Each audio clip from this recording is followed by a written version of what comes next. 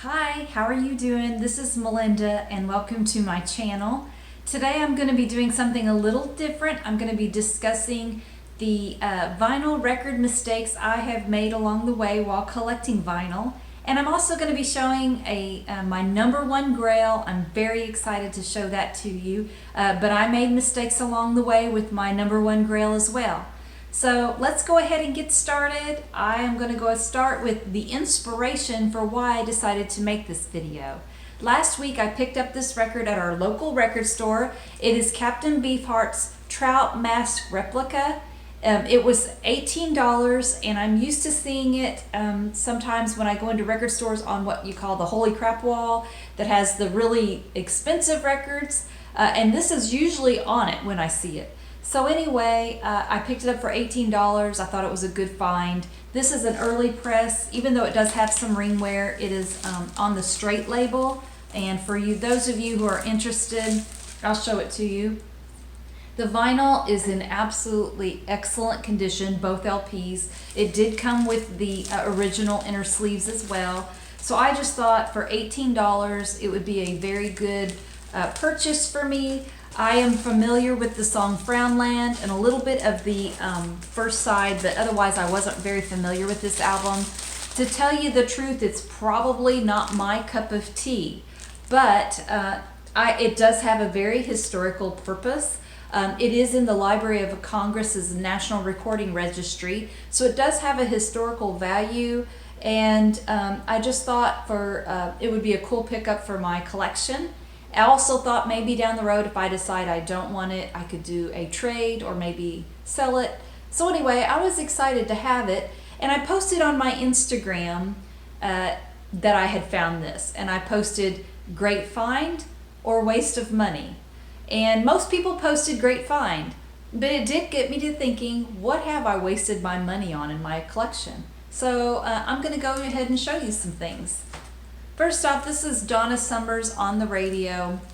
I found this when my husband and I went away for a weekend in St. Louis and just did a lot of vinyl record digging. I had an absolute blast.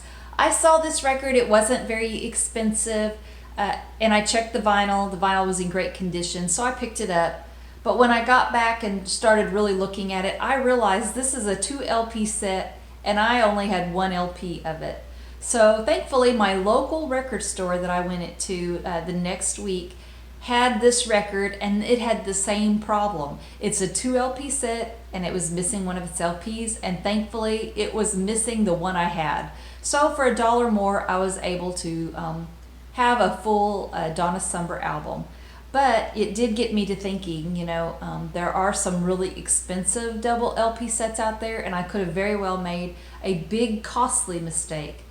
The other day when I was at it's a local store, but it's a chain, and they do sell used vinyl records. And I noticed they had 1999 by Prince. It was an original, still had the record bar sticker on it, but it only had 1 LP in it, and they wanted pretty good money for it. So I alerted the manager and told him there was only 1 LP and it's supposed to have 2. So he did put a note on the vinyl. So that way I feel like I have protected someone else from making that mistake. Maybe a young collector who doesn't know it's supposed to be a 2 LP set will now know. So anyway, this was a good lesson learned. I found this record at a flea market. It is The Doors' Greatest Hits. And they didn't want a ton of money for it, and I checked the vinyl. It was in really good shape. So anyway, this is The Doors' Greatest Hits, and I checked the vinyl, and I don't know if you can see this or not. This is the best of The Doors. I did not catch that when I was at the flea market looking at it.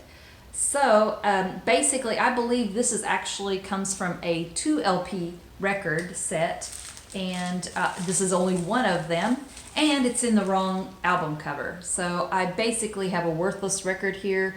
I have 1 LP of the best of The Doors inside The Doors' Greatest Hits. Thankfully, I think that was just maybe a $6 mistake, nothing too expensive, but still frustrating. And anyway, lesson learned. Make sure, just because it says The Doors, I needed to make sure that I got the right thing, and it needed to say the greatest hits. So lesson learned. The next one I'm going to show is my biggest embarrassment. This is probably the worst mistake I've made. I was at a flea market and I came across this David Bowie record, The Man Who Sold the World. I had not seen this cover before. It looked a little different to me, so I looked it up. And with a quick look up and not further research, it showed it's a rare early press of The Man Who Sold the World, which I was familiar with that record. So I thought I was getting something really cool and rare. They were asking $26 for it, and I offered $20 and they took it. And I thought I was getting a really great deal. Well, come to find out, this is a counterfeit. I knew the Beatles had counterfeits, but I didn't know any David Bowie records had counterfeits until on the way home I was able to do a little further investigation. The dead giveaway on here is the record itself. In the dead wax on this record, the real true originals have stamped numbers. Mine are written. So if you have a copy of this and it's stamped, you are safe. But unfortunately, mine are the written numbers, so therefore I have the fraud, the counterfeit. Another telltale sign is when you look at the cover on the back here, where the cartoon balloon is. There's on the originals, there's a bigger separation between the wording and this comic balloon. So anyway, that's another telltale sign. I did not know that. I was in a flea market and I had just done a quick little look. So if I had done my research, I would have realized there are counterfeits out there, and I would have known what to look for. So a $20 waste. But anyway, lesson learned again.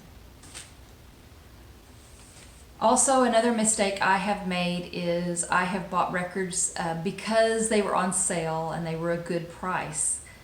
So here's one of them, Rhianna's Good Girl Gone Bad.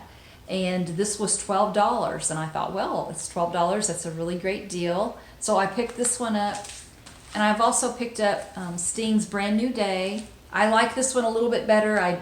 There's a couple songs on here I really like. It was $12 again, so I picked it up. I picked it up at the same time I picked the Rhianna album up. But I don't listen to these records. I really don't. And for $12 a piece, when you add that together, that's $24.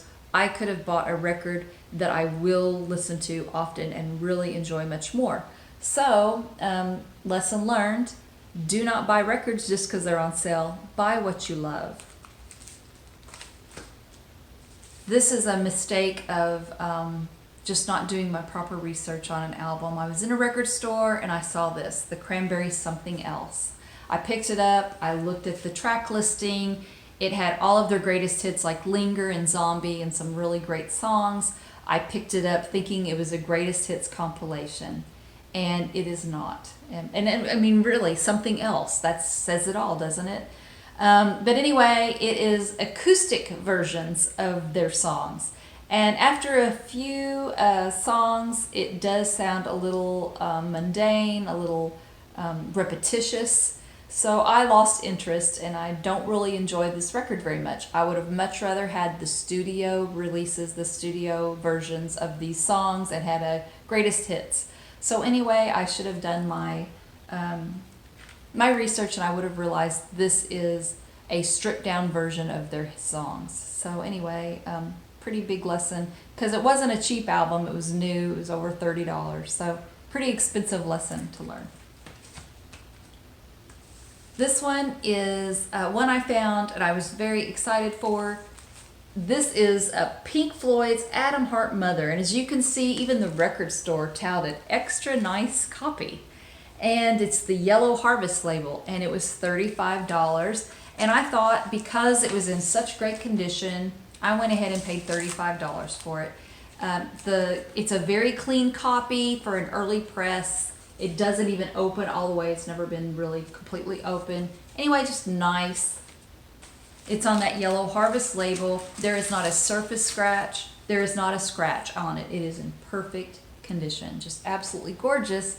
Except for when I got it home and put on the record player, I realized, and I don't think you can really tell on here, there is a major warp on here.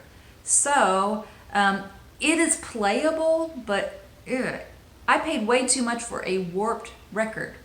And the problem is I bought this from a place that is so far away that I have not been back since, and now it's been a few months. I really believe the store, if they had known what had happened, they would have taken it back and given me my money, or at least let me exchange it for something else. But I waited way too late, you know, it's too far away.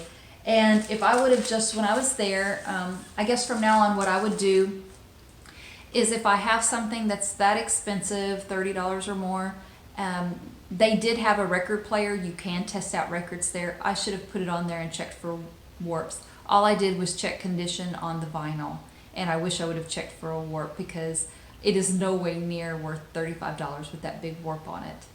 But anyway, I'm going to move on now. This is my #1 Grail. I am so excited to have it. I want to give a shout out and a big thank you to Jeff at Various Vinyl. Jeff gave me for my birthday an Amazon gift card as a VCLT, and I used it to help ease the pain of the record I'm about to show. This is so exciting for me. This is just I'm so happy to have it. It is Van Halen's A Different Kind of Truth. This is their 2012 release, and this completes my studio album records of Van Halen. And I'm really happy to have it, but I made major mistakes along the way when it comes to this record. For one, it came out in 2012. I didn't have a record player yet, but I did in 2013, and I bet it was still around in 2013. I should have bought it for regular price instead of the jacked up price I paid. So anyway, I wish I would have done that. Another problem is I should have supported my favorite band. I should have went out and bought this the day it came out.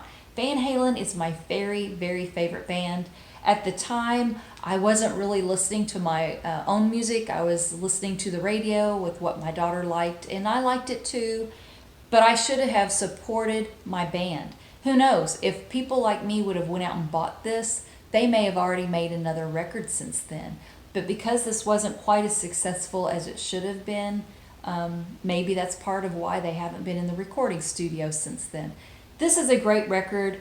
The song Tattoo, the single, was another reason why I didn't buy this record. I didn't like that one, but I like so many songs on here.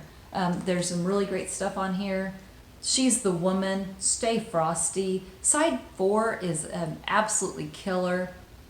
And Chinatown. There's some really good stuff on here, and I'm just so happy to have it. And it is a beautiful pressing. They did a really good job with it. It's a 2 LP set, and it's on a really beautiful red vinyl. So anyway, I am very happy to have this. I just wish I wouldn't have had to pay so much money for it. So anyway, thank you again, Jeff at Various Vinyl.